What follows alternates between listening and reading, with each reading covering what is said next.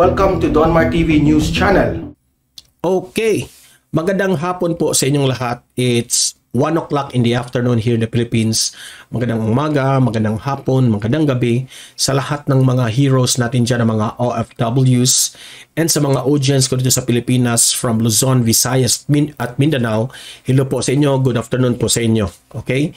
May matindi tayong pag-uusapan ngayon. Tatlo ang ating topic ngayon.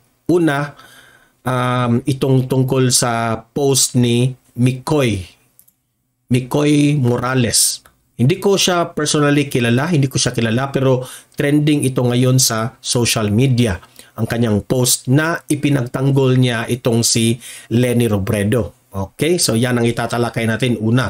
Pangalawa nating pag-uusapan ay itong picture na kung saan during the Bagyong Paeng ay sabi nila ito raw picture na ito ay pasaway raw itong si PBBM, parang nagpa-photo op lang daw, nagpapakitang tao. Ayan. Yan ang itatalakay nating pangalawang topic natin. Okay?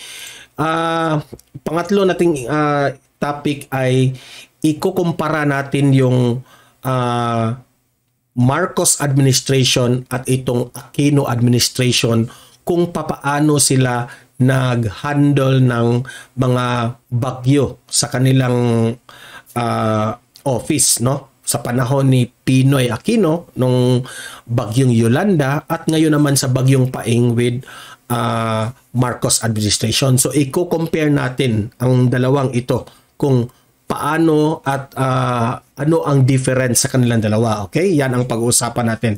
Pero bago natin ito pag-uusapan, guys, importante na itong video na ito sa ating Facebook at sa YouTube na i-like at i-share ito para kakalat ito sa taong bayan. Okay? Sabay-sabay tayong mag-like and share. Ready? 1, 2, 3, go! Okay? Importante ang like and share, guys. Ha? Okay? So, itong Donmar TV rin sa Facebook at sa YouTube, please subscribe and please follow para lagi kayong updated sa mga balita tungkol sa ating Pangulong Bongbong Marcos. Okay? Sabay-sabay tayong mag-follow and subscribe sa Facebook at sa YouTube. 1, 2, 3, go! Okay, thank you very much. Ito ngang si Mikoy Morales. Ipinagtanggol itong si Leni Robredo. Okay? Ito. Yan ang picture niya. Hindi ko personally kilala itong si Mikoy Morales. Ngunit ibinalita natin ito. Ito ang topic natin dahil nag-trending ito sa social media. No? Yung mga audience ko dito na kilala itong si Mikoy Morales, mag-comment kayo ha kung hindi ko talaga kilala siya honestly. No? So ito yung sinabi ni Mikoy Morales. Sa dami ng nasalanta, hinanap nyo pa rin yung wala sa posisyon, makapanlait lang. Tapos yung binoto nyo na may tungkulin, di nyo sinisingil. Okay, sa unang sentence ay ang pinatutungkulan niya dyan ay si Leni Robredo. Bakit raw hinanap ng iba dyan si Leni Robredo? Na hindi nyo hinanap, no? Tapos yung binoto nyo na may tungkulin, di nyo sinisingil.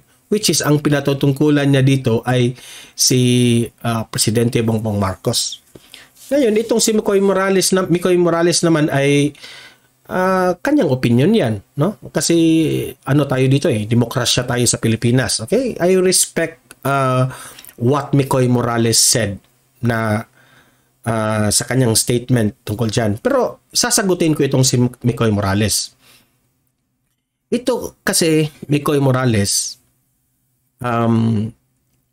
hinanap nila si Leni Robredo.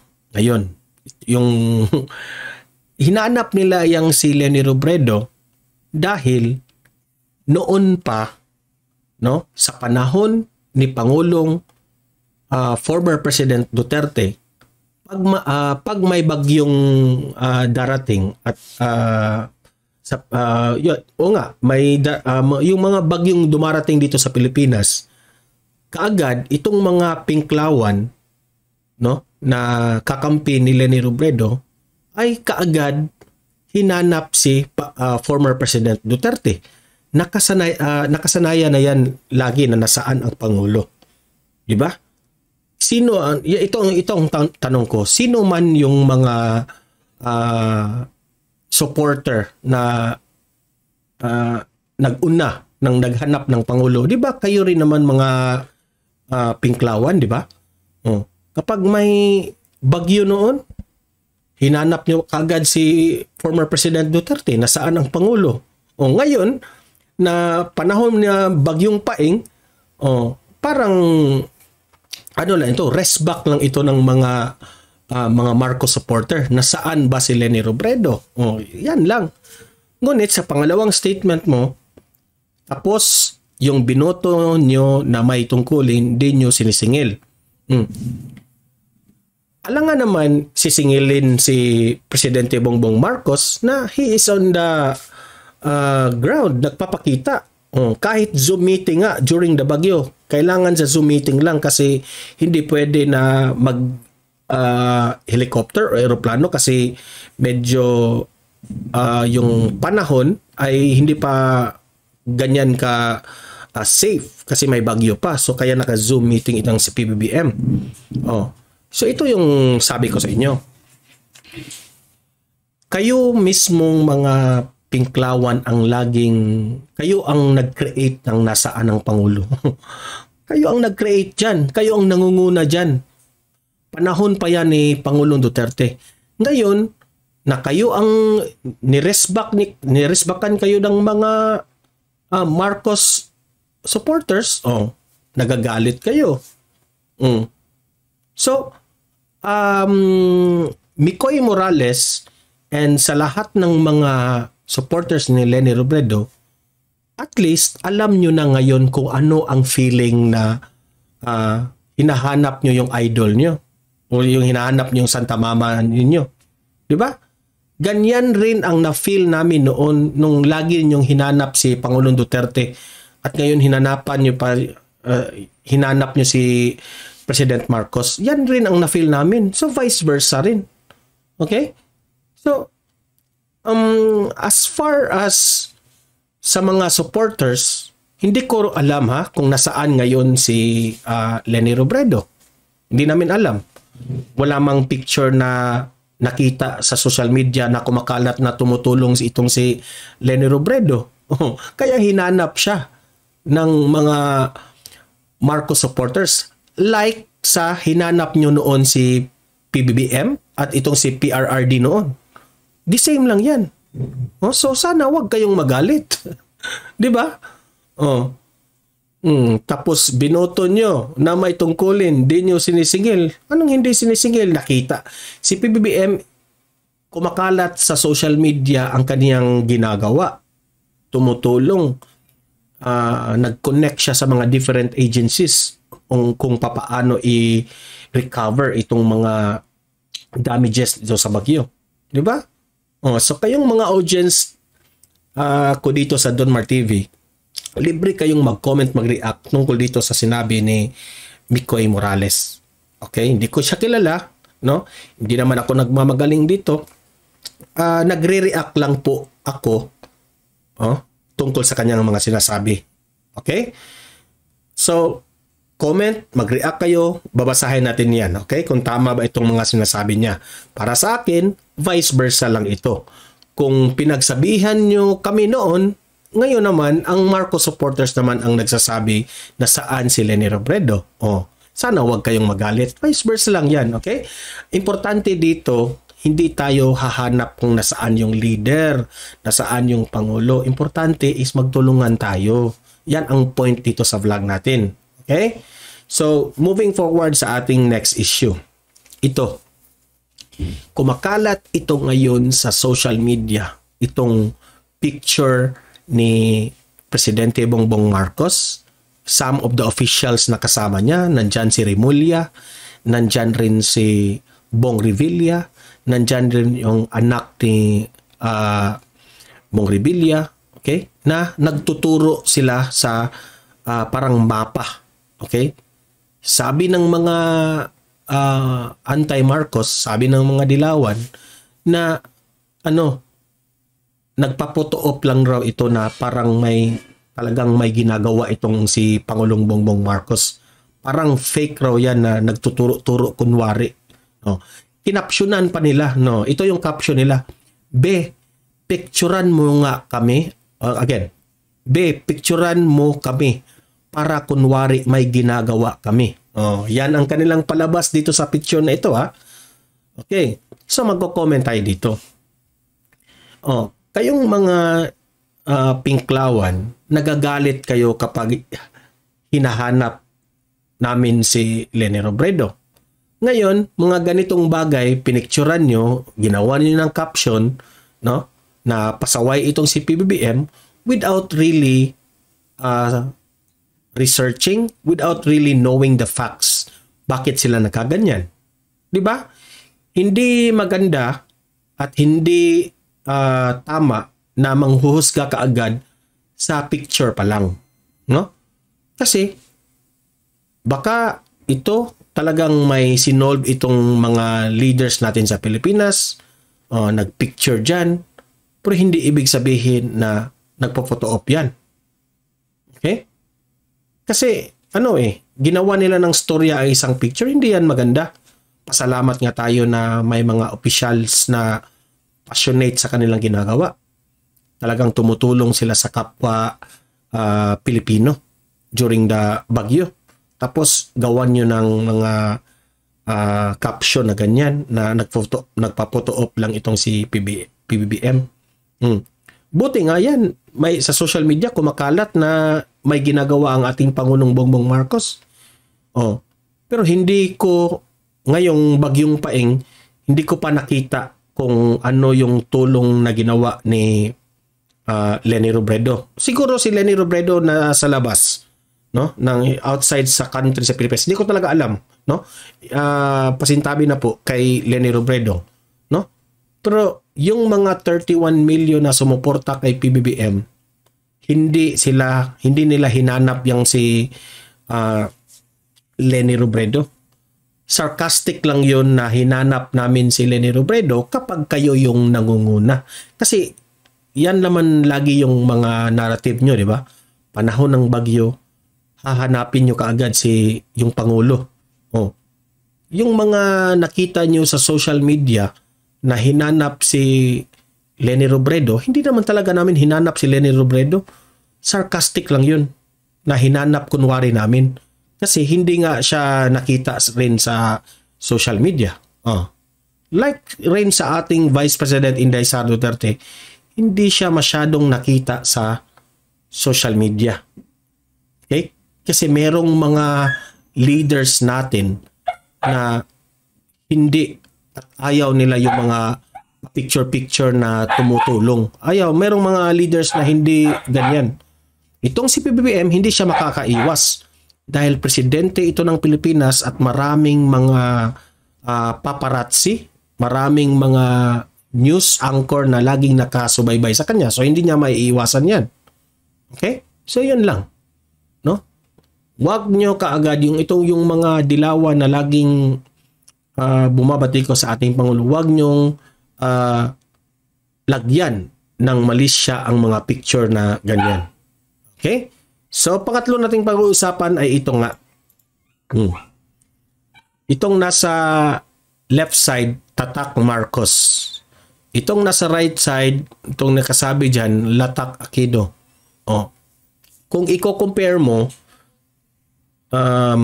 kasi yung panahon ni Pinoy Aquino sa Yolanda, bagyong Yolanda noon, ay talagang maraming mga relief goods na nasasayang.